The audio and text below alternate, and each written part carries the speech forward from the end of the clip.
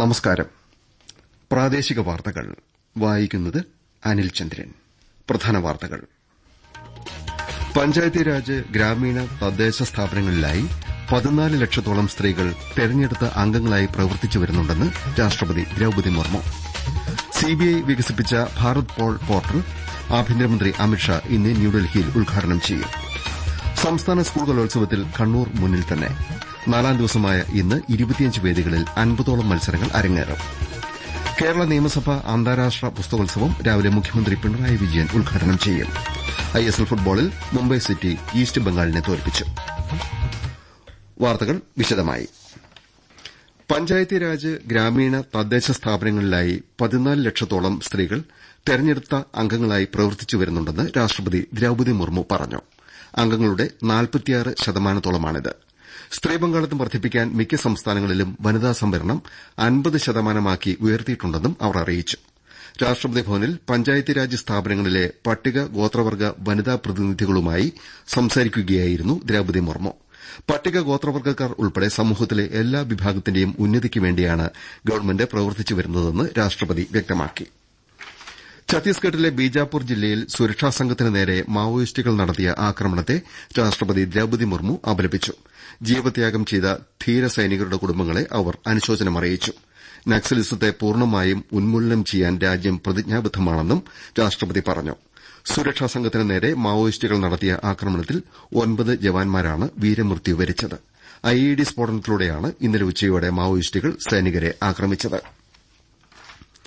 രാജ്യത്തെ നിയമനിർവഹണ ഏജൻസികൾക്ക് അന്താരാഷ്ട്ര പോലീസ് സഹായം വേഗത്തിൽ ലഭ്യമാക്കുന്നതിന് സിബിഐ വികസിപ്പിച്ച ഭാരത് പോൾ പോർട്ടൽ ആഭ്യന്തരമന്ത്രി അമിത്ഷാ ഇന്ന് ന്യൂഡൽഹിയിൽ ഉദ്ഘാടനം ചെയ്യും. ഇന്റർപോൾ ഉൾപ്പെടെ എല്ലാ അന്താരാഷ്ട്ര അന്വേഷണ ഏജൻസികളുടെയും സഹായത്തിനും വിവരങ്ങൾ പങ്കുവയ്ക്കലിനും പുതിയ പോർട്ടൽ സഹായകമാകും. Desk report. പോർട്ടലിന് തുടക്കമിടുന്ന ഈ ദിവസം രാജ്യത്തെ കുറ്റാന്വേഷണ ഏജൻസികളുടെ ചരിത്രത്തിലെ നാഴികക്കല്ലായി മാറുമെന്ന് അമിത്ഷാ പറഞ്ഞു. സുരക്ഷിത ഭാരതം കെട്ടിപ്പടുക്കുന്നതിനും മോദി ഗവൺമെന്റിന്റെ കാഴ്ചപ്പാട് നിറവേറ്റുന്നതിനും രാജ്യത്തെ അന്വേഷണ ഏജൻസികൾക്ക് ഭാരത് പോൾ പോർട്ടൽ സഹായിക്കുമെന്നും അദ്ദേഹം വ്യക്തമാക്കി. മയക്കുമരുന്ന് കടത്ത് ഉൾപ്പെടെ രാജ്യത്തെ കുറ്റകൃത്യങ്ങളും സാമ്പത്തിക തട്ടിപ്പുകളും തടയുന്നതിനും റെഡ് കോർണർ നോട്ടീസുകൾ അടക്കം അന്താരാഷ്ട്ര അറിയിപ്പുകൾക്ക് വേഗത്തിൽ നടപടിയുണ്ടാക്കുന്നതിനും പോർട്ടൽ സഹായിക്കുമെന്നും അമിത്ഷാ പറഞ്ഞു. ഉദ്ഘാടന ചടങ്ങിൽ 35 സിബിഐ ഓഫീസർമാർക്ക് രാഷ്ട്രപതിയുടെ പോലീസ് മെഡലുകൾ അമിത്ഷാ സമ്മാനിക്കും. വിദേശകാര്യ ആഭ്യന്തര വകുപ്പുകളിലെയും മറ്റ് മന്ത്രാലയങ്ങളിലെയും മുതിർന്ന ഉദ്യോഗസ്ഥർ പരിപാടിയിൽ പങ്കെടുക്കും. കേന്ദ്ര ബജറ്റിന് മുന്നോടിയായി ധനമന്ത്രി നിർമ്മലാ സീതാരാമൻ നടത്തിവന്ന ചർച്ചകൾ സമാപിച്ചു. കഴിഞ്ഞ മാസം 6-ന് ആരംഭിച്ച ബജറ്റ് പൂർവ്വ ചർച്ചകളിൽ 100ലേറെ ക്ഷണിതാക്കളുമായി അവർ കൂടിയാലോചന നടത്തി. കാർഷിക സംഘടനകളുടെ പ്രതിനിധികൾക്ക് പുറമെ കാർഷിക ധനകാര്യ വിദഗ്ധർ, തൊഴിൽ സംഘടനകൾ, വിദ്യാഭ്യാസ ആരോഗ്യ മേഖലകളിലെ വിദഗ്ധർ, വ്യാപാര വാണിജ്യ രംഗത്തെ പ്രമുഖർ തുടങ്ങിയവരുമായി നിർമ്മലാ സീതാരാമൻ ആശയങ്ങൾ പങ്കുവച്ചു. തമിഴ്നാട്ടിൽ 2 HMPV കേസുകൾ കണ്ടെത്തി. ചെന്നൈയിലും സേലത്തുമാണ് 2 പേരിൽ വൈറസ് ബാധ സ്ഥിരീകരിച്ചത്. ഇരുവരുടെയും ആരോഗ്യനില തൃപ്തികരമാണെന്നും നിരീക്ഷണം തുടരുകയാണെന്നും തമിഴ്നാട് ഗവൺമെന്റ് അറിയിച്ചു. ഇപ്പോഴത്തെ രോഗബാധയ്ക്ക് കാരണം പുതിയ വൈറസ് വകഭേദം അല്ലെന്നും 2001 മുതൽ ഇന്ത്യയിൽ ഇത്തരം വൈറസുകളെ കണ്ടെത്തിയിട്ടുണ്ടെന്നും അറിയിപ്പിൽ പറയുന്നു. 2025ലെ കരട് യുജിസി ചട്ടങ്ങൾ കേന്ദ്രമന്ത്രി ധർമ്മേന്ദ്ര പ്രധാൻ പ്രകാശനം ചെയ്തു.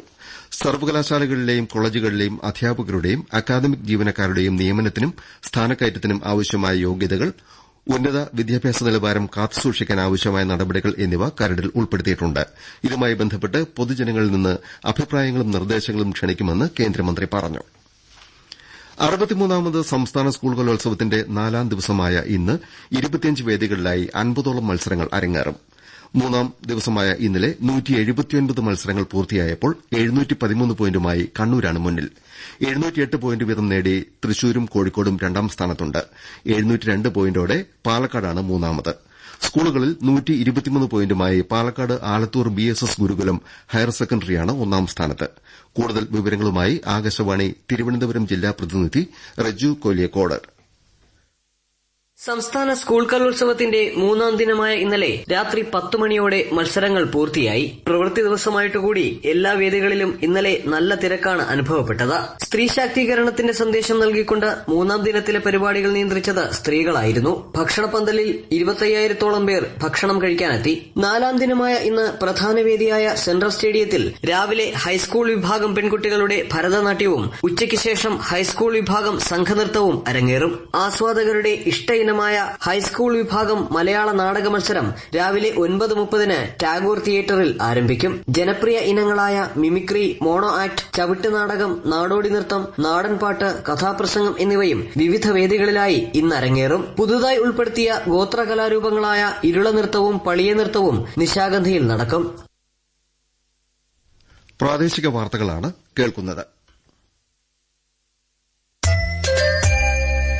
ആകാശവാണി കോഴിക്കോട് പ്രാദേശിക വാർത്താ വിഭാഗത്തിൽ casual news editor, casual news reader cum translator പാനലുകളിലേക്ക് അപേക്ഷ ക്ഷണിച്ചു. അപേക്ഷകർ കോഴിക്കോട്ടോ സമീപ പ്രദേശങ്ങളിലോ താമസിക്കുന്നവരായിരിക്കണം. പ്രായം 21നും 50നും മധ്യേ. കോഴിക്കോട്ട് നടത്തുന്ന എഴുത്തു പരീക്ഷയുടെയും ഇന്റർവ്യൂവിന്റെയും അടിസ്ഥാനത്തിലായിരിക്കും ഇരു പാനലുകളിലേക്കും തെരഞ്ഞെടുപ്പ്. ന്യൂസ് റീഡർ കം ട്രാൻസ്ലേറ്റർ പാനലിലേക്ക് ശബ്ദപരിശോധനയുമുണ്ടാകും. യോഗ്യത, അപേക്ഷാ ഫീ, അപേക്ഷിക്കേണ്ട രീതി എന്നിവ സംബന്ധിച്ച് കൂടുതൽ വിവരങ്ങൾ Akashvani news services division website www.newsonair.gov.in ൽ വാക്കൻസീസ് വിഭാഗത്തിൽ ലഭ്യമാണ്. പൂരിപ്പിച്ച അപേക്ഷകൾ the head of office, Akashvani, beach road, Kozhikode 673032 എന്ന വിലാസത്തിൽ ജനുവരി 15 വൈകിട്ട് 6 മണിക്കകം ലഭിക്കണം. കൂടുതൽ വിവരങ്ങൾക്ക് 0495236626 എന്ന നമ്പറിൽ പ്രവൃത്തി ദിവസങ്ങളിൽ രാവിലെ 10നും ഉച്ചയ്ക്ക് 2നും ഇടയിൽ ബന്ധപ്പെടാവുന്നതാണ്. കേരള നിയമസഭാ അന്താരാഷ്ട്ര പുസ്തകോത്സവത്തിന്റെ 3ാം പതിപ്പിന് ഇന്ന് തിരിതെളിയും. രാവിലെ ശങ്കരനാരായണൻ തമ്പി ഹാളിൽ മുഖ്യമന്ത്രി പിണറായി വിജയൻ പുസ്തകോത്സവം ഉദ്ഘാടനം ചെയ്യും. ന്യൂസ് ഡെസ്കിൽ നിന്ന് കൂടുതൽ വിവരങ്ങൾ. സർഗാത്മക സാഹിത്യത്തിന് അമൂല്യ സംഭാവന നൽകിയ എം മുകുന്ദന് നിയമസഭാ അവാർഡ് മുഖ്യമന്ത്രി ഉദ്ഘാടന ചടങ്ങിൽ സമ്മാനിക്കും. കർണാടക സ്പീക്കർ UT ഖാദർ ഫരീദാണ് മുഖ്യാതിഥി. സ്പീക്കർ AN ഷംസീർ അധ്യക്ഷനായിരിക്കും. പ്രതിപക്ഷ നേതാവ് VD സതീശനും മന്ത്രിമാരും മുതിർന്ന ഉദ്യോഗസ്ഥരും ചടങ്ങിൽ സംബന്ധിക്കും. 166 പ്രസാധകർ പങ്കെടുക്കുന്ന പരിപാടിയിൽ 250ഓളം സ്റ്റാളുകൾ ഉണ്ടായിരിക്കും. 313 പുസ്തകങ്ങൾ മേളയിൽ പ്രകാശനം ചെയ്യും. അടുത്ത തിങ്കളാഴ്ച വൈകിട്ട് സമാപന ചടങ്ങ് നടൻ പ്രകാശ് രാജ് ഉദ്ഘാടനം ചെയ്യും. നടൻ ഇന്ദ്രൻസിനെ പരിപാടിയിൽ ആദരിക്കും. നിലമ്പൂരിലെ കരുളായി ഉൾവനത്തിൽ കാട്ടാന ആക്രമണത്തിൽ മരിച്ച മണിയുടെ കുടുംബത്തിന് ഗവൺമെന്റ് പ്രഖ്യാപിച്ച സാമ്പത്തിക സഹായത്തിന്റെ ആദ്യ ഗഡു മന്ത്രി AK ശശീന്ദ്രൻ കുടുംബത്തിന് കൈമാറി.